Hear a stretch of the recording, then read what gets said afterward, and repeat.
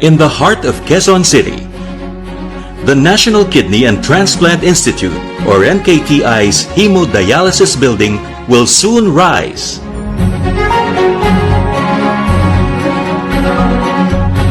The 13-story facility will house 200 state-of-the-art dialysis machines, which have been proven effective in the treatment of advanced stages of kidney disease. The Mega Hemodialysis Center is one of President Ferdinand Bongbong Marcos administration's legacy projects. Ano daw yun? Yung bagong NKTI building? Ulitin nga ulit natin sa mga nagsasabing walang nagawa. Of advanced stages of kidney disease. The Mega Hemodialysis Center is one of President Ferdinand Bongbong Marcos administration's legacy projects. One of, di ba? Legacy projects.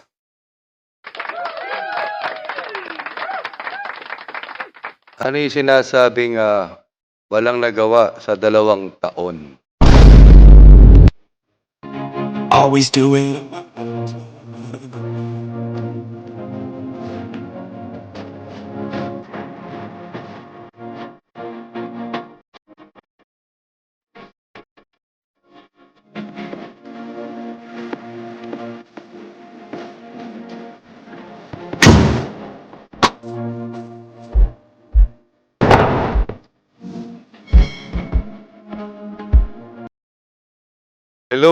Hello. Welcome back to my channel. This is Daddy Rick again, talking about the reality of life. Magandang umaga, tanghali o gabi kung nasa ang panig man tayo ng mundo. Muli tayo ay humihiling sa ating Panginoon na sana ang bawat isa ay nasa maayos na kalusugan, physical man o mental sa pagpapala ng ating Ama na may lalang ng lahat. Isang magandang gabi po sa inyong lahat. Ayan, at noong nakaraang mga araw, isa sa napakalaking topic sa mga yung sinasabi na ano daw ang nagawa ni PBBM sa loob ng 2 taon kasi wala raw silang maramdaman. Eto yan. Ayan. Sabi ni Tikya,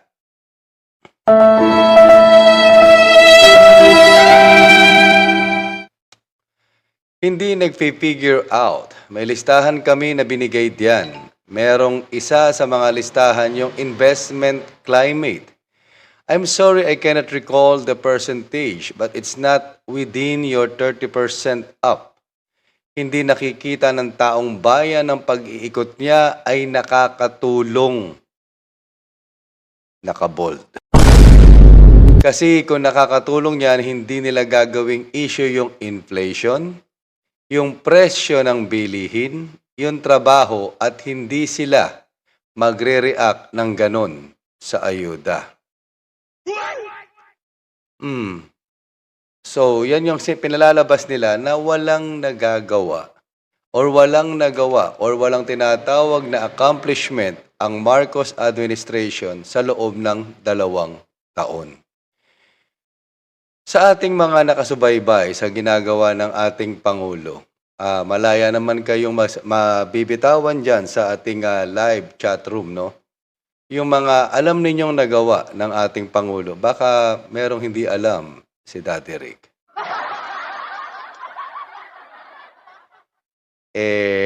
Tulungan nyo ako. Baka hindi ko maipaliwanag sa kanila. Noong nakaraan ay inilabas ito, mga June ito, nilabas ito ng NKTI mismo. No? So panoorin natin at sigurado na, naku, wag naman sana kung umabot dito. Di ba? Ayan. So,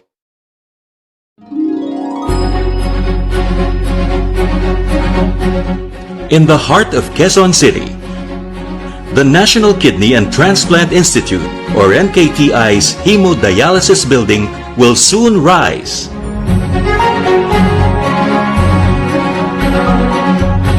The 13-story facility will house 200 state-of-the-art dialysis machines, which have been proven effective in the treatment of advanced stages of kidney disease. The Mega Hemodialysis Center is one of President Ferdinand Bongbong Marcos administration's legacy projects. One of President Ferdinand Bongbong Marcos Jr.'s legacy project. Nag-groundbreaking na po yan, i-start na po yung construction. That will be a 2.3 billion project. At ang sabi diyan ay libre, no? Yung pagpapadialysis. Dialysis. Nabulol pa. Yung pagpapadialysis, no? So yun yung ating mga aabangan. Pero gusto yata siguro ng mga hinayupak. Katulad ng inano dyan sa may UP, di ba? Sa may UP PGH, if I recall it right, no? Yung Cancer Institute, no? At yung hinahanap nilang 6 na milyong pabahay sa loob ng 2 taon. Ito nga pagbabago sa DA, no? Na sa napakahabang panahon, ilang presidente na dumaan, ngayon pa lang naman nagawa. Yung mga tinatawag na e-title para sa mga magsasaka, at yung inilaunch nila, dahil siyempre, tumatanda na itong ating mga magsasaka, sa mga bagong henerasyon na mahilig sa pagpa-farming, no? Or sa crops, na pag kumuha sila ng agriculture, sila ay magkakaroon ng scholarship, and at the same time, once they graduated, magkakaroon sila ng sariling lupa at suporta, no? Nanggaling sa gobyerno, makinarya, punla, etc., para doon sa lupa nilang makukuha. So, wala ngang ginagawa ang ating Pangulo. And at the same time, ila-launch na rin yung tinatawag na 29 pesos, no, para doon sa mga sinasabi na talagang vulnerable na mga mamamayan, no. Ilalabas yan sa lahat ng mga kadiwa outlets ng ating bansa. Kung nabalitaan nyo na, no, the launching of the 29 pesos. No? So, nagre-reklamo pa rin sila, ang usapan daw 20 petot. Tapos, bakit daw yun lang ang meron? Sabi nga, masyado silang palahanap, masyado kayong nagmamandali. Eto muna, sasabihin siguro ng mga ulaga, anong pakinabang nila dyan? Parang yung naging reaction nila before regarding doon sa Cancer Institute. Naalala nyo yon? Kaya nga sabi nga natin, nawa ay magkaroon kayo ng cancer para mapakinabangan yung ospital. At nawa, lahat kayo ay magkaproblema sa kidney para mapakinabangan nyo yung dialysis na libre. Kasi ganun sila manalangin. Para sabi nga, para mapakinabangan mo ang isang health institution, kailangan mong magkasakit. Right? Ano nga ulit itong NKTI? The Mega Hemodialysis Center na tinatawag. Malaki, 13 story yan, no? Hemodialysis Center is one of President Ferdinand Bongbong Marcos administration's legacy projects. Ang bagong NKTI para sa bagong Pilipinas. Noong panahon ng kanyang amang si President Ferdinand Edwelin Marcos at First Lady Imelda Marcos, itinayo ang specialty hospitals na Lung Center of the Philippines, Philippine Children's Medical Center, NKTI, at Philippine Heart Center. Ako'y nagitla. Ayan yung paborito kong dialogue ni FEM. Ako'y nagitla. Hayaan mo na nga siyang magtapos. Nabibigla tuwing gumalaw ang unang ginang. Pagkat nung kami nagkaisang dibdib, ang kabilin-bilinan ko lang sa kanya, alagaan mo ang aking puso. At ngayon, tignan mo ang ginawa, napakalaking pag-aalaga. Ngunit, ang paliwanag naman niya sa akin ay yan daw ay pag-aalaga ng lahat ng puso ng lahat ng mamayan Pilipino. Wow. Naalala nyo ba yan? Di ba? Oh. Tsaka ko na nga gagayahin ulit. Ang tanging bilin ko lang ay alaga ng aking puso. Tinayo ang mga ito para mas mapalapit sa masang Pilipino ang world-class na mga espesyalista, pasilidad, at pinakabagong medical equipment at teknolohiya. Since its establishment in 1981, the NKTI has been invaluable in helping countless Filipinos with serious kidney problems, including renal transplants. More than 35,000 outpatients and 27,000 inpatients are treated every year in the institution. May napatayo bang ospital si Shidigong? Baka may ulaga dyan, paki-remind sa atin. Nakakahiya naman kung di natin mabigyan ng date. With more than 80% of them needing serious medical attention. With the Hemodialysis Center, President Bongbong Marcos is continuing his father's legacy. He saw the urgent need for a more intensive medical approach in dealing with kidney disease, the treatment of which takes a heavy toll on a family's finances. The center will cater to both indigent and regular patients from Metro Manila and the provinces, especially those needing immediate proper medical attention and emergency care. Magiging sentro rin ang building ng training para sa mga tumutugon sa mga pasyenteng may kidney disease. Magkakaroon ito ng skills laboratories, lecture rooms at auditoriums upang sanayin ang healthcare workers, lalo na yung mga naka-assign sa probinsya upang lumaganap ang mga makabagong kaalaman tungkol sa paglaban sa kidney disease. Like the soon-to-rise Philippine Cancer Center, another administration legacy project, NKTI Another legacy project? Teka, naalala ko sabi ni Aimee, wala daw mga katulad ng mga itinayo ng kanyang ama. Wala daw pondo. Hindi ko alam talaga kung sino bang tatay niya magtatampo doon. NKTI's hemodialysis building would not become a reality without the generous support of the House of Representatives. Sa Galing. Yung mga galit na nagsasabi na si Speaker Romualdez ay tambalos-los. Pakitanong si Tambalostay. pamumuno ni Speaker Martin Romualdez at sa tulong ni House Appropriations Committee Chairman Zaldico, buong puwersang sumusuporta ang bawat miyembro ng Kamara na itaguyod ang mga proyektong ito para sa ikabubuti ng kalusugan ng bawat Pilipino. Buti pa sa House of the Representative, ang bilis magsikilos, no? Dito sa Senado, 24 sila, nagbabastusan pa sa talaga, ang laki talaga ng dinalang virus dyan ni Rap-Rap, no?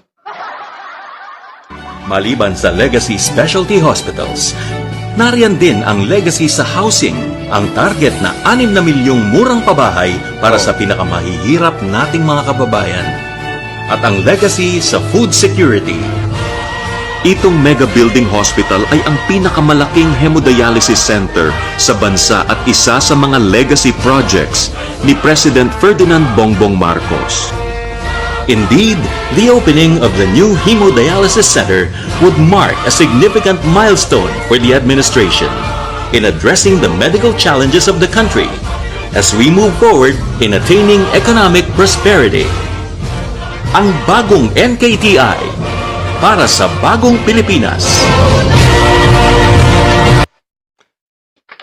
Goosebumps, tumaya na naman balahibo ko, napakinggan ko na naman yung may bagong bisilang, may bago ng buhay. Di ba? So, yan ang sinasabi nila na walang nagawa. Halos binanggit na nga dyan yung ating mga iba pang mga babanggitin, no? Na ninanais ng ating Pangulo. So, wala daw nagawa sa loob ng 2 taon. Yan ay yung umpisa ng konstruksyon, di ba? Yung cancer center ay inuumpisa na. Marami ng mga bahay ang na-turn over na. Right? Yung mga lupa na naipamahagi na. Kung natatandaan nyo naman, siguro naman sa mga taga Davao City, hindi pa nga umatin ang inyong baste na mayor. Right? Oh, Ando doon na sa Davao City, ba't hindi nyo inaway habang namamahagi sa mga magsasaka ng kanilang mga titulo sa lupa? Tama, mali. Kasi putak lang kayo ng putak. Ang nangyayari sa ending, sunog lang kayo ng sunog.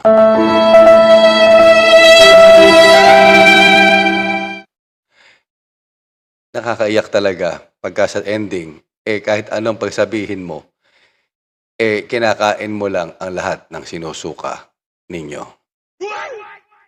So, sa mga nagsasabi na wala daw nagawa, ano daw ba yung mga tinatawag na accomplishment ng Pangulo sa loob ng kanyang unang 2 taon? Siyempre, nasisitahin nila dahil papalapit na nga itong ikatlong sona ng ating Pangulo. Ano ba? July 22 ba? July 29? 22, tama. 22 kasi pag sinabay niyo sa 29, unang araw yun ng pasukan. Pinaghahandaan na, di ba? So, wala naman daw dapat ibida ang ating Pangulo. Dahil so wala naman siyang maipagmamalaki sa loob ng kanyang 2 taon. Nang dahil nga, ano ulit nga ba yung sinabi ni Aling Tikya? Basahin nga ulit natin. Ayan, oh. Hindi nagpi-figure out. May listahan kami na binigay diyan. Merong isa sa mga listahan yung investment climate. Sorry. Sabi rin pala siya ng sorry. I'm sorry. I cannot recall the percentage, but it's not within your 30% up. Hindi nakikita ng taong bayan. Oh, ba't damay kami lagi? Sana hindi nakikita ng mga Dapat ganun lang, Tikya. Hindi damay ka ng damay ng taong bayan. Puro na lang kayo gamit sa salitang taong bayan. Hindi naman kami nagre-reklamo. Kayo lang kayo nagre-reklamo. Ay, hindi nakikita ng taong bayan. O, hindi nakikita ng mga ang pag-iikot niya ay nakakatulong. Kasi kung nakakatulong yan, hindi nila gagawing issue yung inflation. Oo nga, lagi yung ginagawang issue. Yung presyo ng bilihin. Bakit? Mura ba bilihin ng panahon ni Xi Digong? Yung trabaho, marami bang nagkatrabaho? Nagyamanan ba ang mga Pilipino nung panahon ni Xi Digong? At hindi sila magre-react ng ganon sa ayuda. Napag-usapan na natin yan tungkol dyan sa AIX, no? Na ginawa yan noong panahon ni Pinoy, tapos inamyendahan yan, pinagtibay pa noong 2019, noong panahon ni Digong, na ito na makasalukuyang administrasyon ay sinusunod lang niya. Diba? Wala nang ginawa si Bongo kundi ipanawagan sa DSWD. Asa na? Asa na? Asa na? Para nagrarap, asa na, ibigay mo ng ayuda, nagaantay na ang mga PG. Kasi minsan yung mga nakakatangga, dati nila lahat, pero ang dami dyan sa mga nakalista dyan na pinipilit ipaayos siyang listahan ng DSWD are people who are like leeches na sige lang ang sip-sip hanggang sa ikay masaid. Sabi nga, bato-bato sa langit. Pag tinamaan ka, sigurado baong ka sa lupa. Right? Masakit pakinggan ng katotohanan, pero yun ang totoo. Diba? Hindi lahat naman nakalista dyan ay karapat-dapat na nakalista, even sa 4-piece, at even yung mga picture-picture lang na ginagawa na 1 linggong pag-ibig ng tupad. So, ano pa ba yung tinatawag na kinakailangan upang maging kaaya-aya, no? Yung tinatawag na ayuda. Right? Kung titignan, etong nakaraan, hinahanap kong pilit dito sa social media or sa internet kung ano ang katotohanan dito. Nakita ko to sa post ni sino yung Connie? Yung babaeng Si makanta pero maho mimig. Ayan, sa mga Bisaya, please paki-translate lang. Ayan. Pahibalo sa tanang dabawenyo. Among gikasubong ipahibalo kaninyo nga temporaryong giundang ang atong medical assistance para sa mga pribadong ospital sa Dakbayan tungod kay wala nakita hatagi og pondo sa atong DSWD.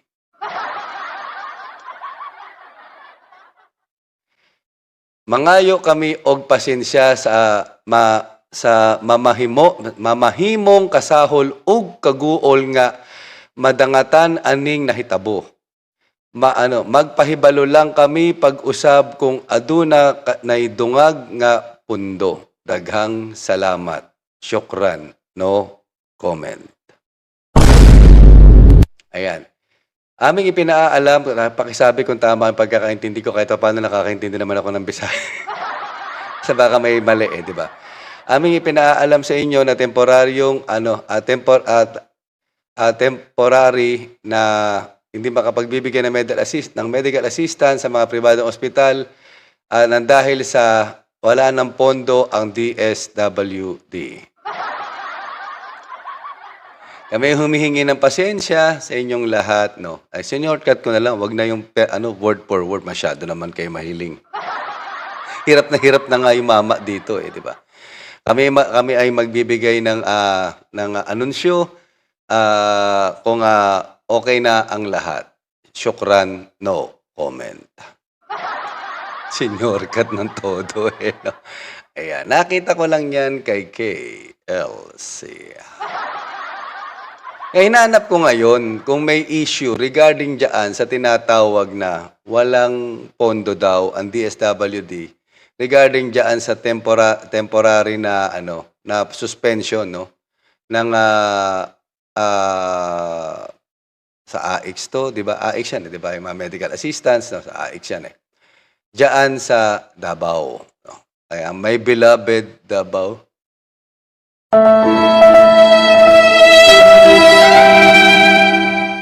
Di ba ang sabi ninyo, drug-free, tapos para bang well-established, right?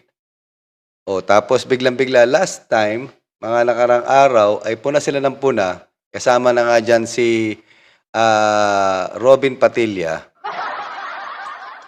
regarding doon sa sinasabi na para bang gawin yung trabaho dan sa drama na tinatawag. So the drama is regarding do sa pamamahagi ng ayuda. No, wala naman daw pakinabang yung ayuda nang dahil doon sa hindi raw yung solusyon, band-aid solution lang daw yan. Pero di ba, ang dinidistribute is yung AX na sinasabi nila na natenga raw ng matagal. Lalong-lalo na itong mga magsasaka, itong mga fishermen, no? Ito sa grupo ng Agri, tatlong area yan, di ba? Crops, fisheries, and ano yung isa? Crops, fisheries, tsaka ito sa pag-aalaga ng kahayupan. Hayop na yan.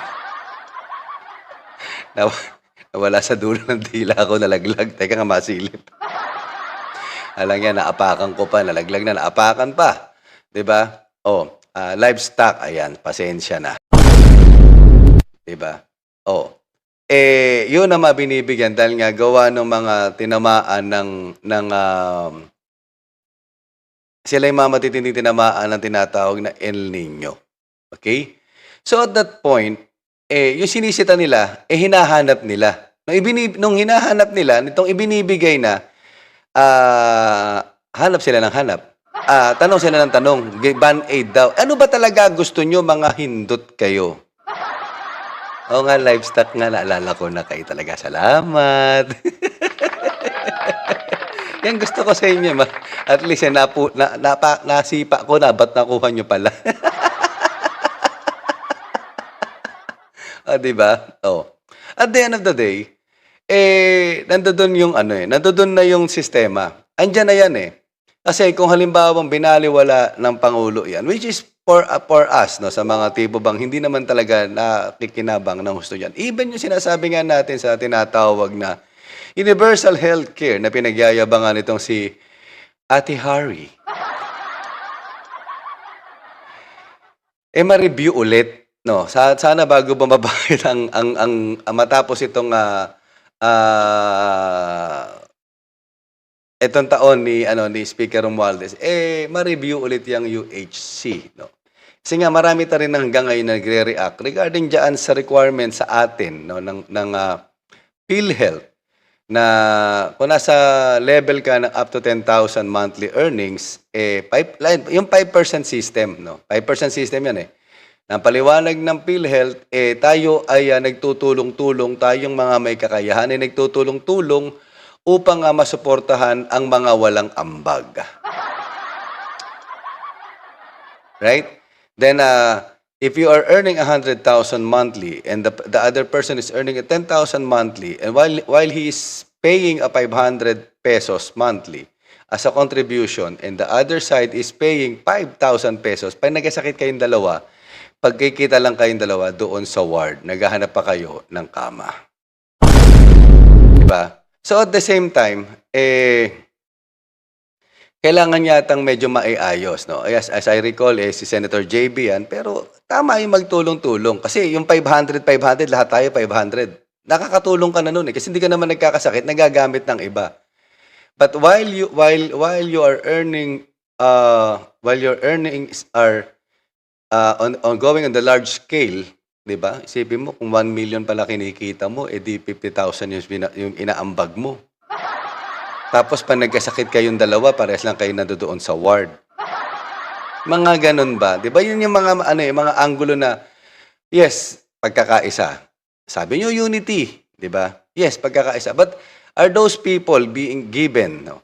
Ito mga tinatawag natin na AX, 4-piece, especially tupad. No. Isang napakalaking mga gastusin ng ating gobyerno na puro ayuda na hinahanap nitong mga continuously. No. Lagi nilang hinahanap yan. Nasaan na, di ba? Oh. Pag ipinamimigay, band-aid yan. Sarap niyong iuntog sa pader. So, walang nagawa ang ating Pangulo, no, sa loob ng 2 taon. Yan ang sinasabi nila. So, sa inyo, meron bang nagawa? Sagot. Right? Kayo na ang magsabi. Kasi kung ako pa mag-iisa-isa, binanggit na nga doon sa video, yung mga importanteng detalye na sinasabi na nagawa, no,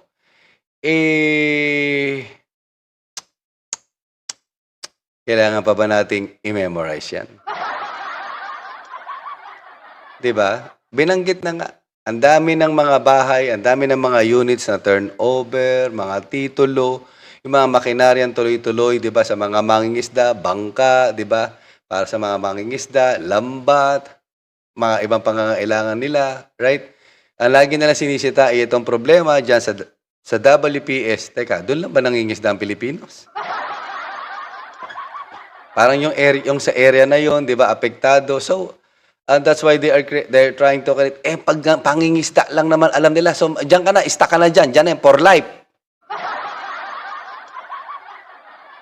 Pangingisda lang ang alam ko sa buhay. Ayaw mo nang matuto. Ganun lang yun. Forever. Forever and ever. Diba? Kasi ang boring pag pinakikinggan na gano'n ang nagigisagot, diba? Pangingisda lang po ang alam namin. So, pero yun naalala ko, yung kinakalat nila, no? Makapag-aral mga anak, pero posturado, no? Nakakatuwa silang tignan. Try nyo muna kayo pumunta kay Cebuana, kaya kay M. Luwiller. Yung mga nakasabit na nagkikinangan, nagre-reklamo pa yon. Hindi natin sinisita yung kanilang kakayahan naman na bumili kanilang kayang bilhin. The only thing lang naman is, of pointing that that's the only thing na pangkabuhayan mo and you are not able, mangingisda kayo talaga yung nakita natin, o yung mga nangaangkat ng isda. Yung mga, kasi kung todo de alahas, may mga nakita akong ganun nagsasalita.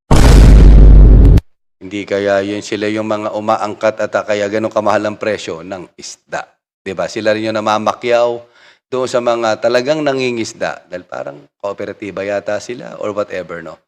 Nasasabihin natin na para bang nakakapag-alala. Dahil nga kaya tumataas yan dahil yung mga namumuhunan, instead na diretsyo na ibabagsak sana sa markado, dadaan mo na sa kamay nila at sila ang magmamando ng presyo sa markado.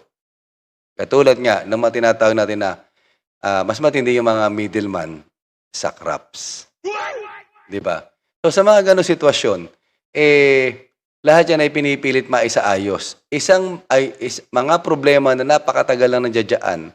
Pero pag inaayos, puputak sila ng puputak para lang masabi na the best talaga si Xi Digong. Right? So that's the only thing na lagi nilang paikot-ikot, just to find faults. But they don't want to show or they don't want to listen, they don't want to see, they don't want to talk, no. Kasi sabi nga natin, 'di ba? If you are familiar with the three wise monkeys, hear no evil, see no evil, talk no evil, right? Pero sila yung kabaligtaran ng three wise monkeys. Sila yung three unwise monkeys. Sila yung mga nang uunggoy lang, 'di ba? Sila yung mga see all evil, hear all evil, talk all evils. Masakit pakinggan, pero that's their format and narrative.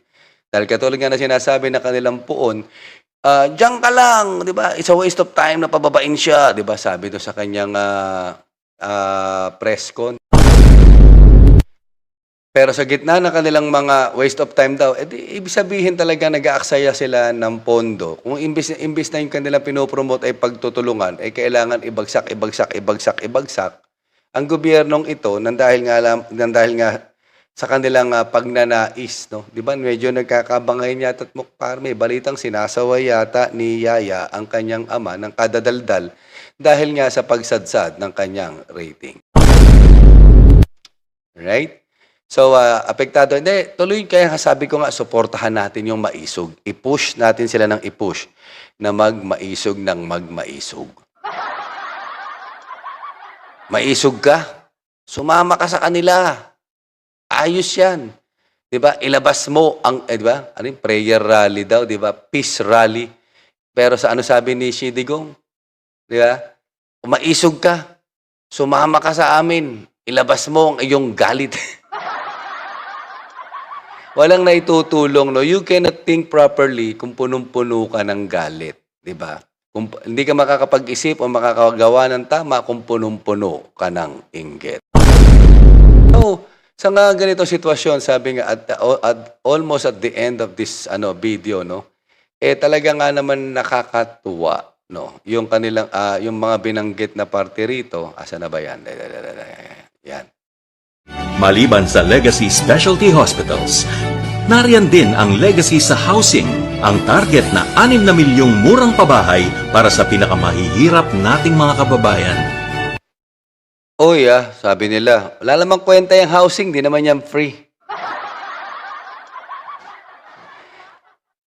Pagka yan free, ang tawag doon band-aid solution pa rin. At ang legacy sa food security.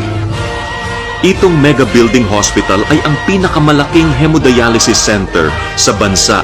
So, walang ginagawa. Ayun lang. Pinakita ko na sa inyo, walang ginagawa si PBBM.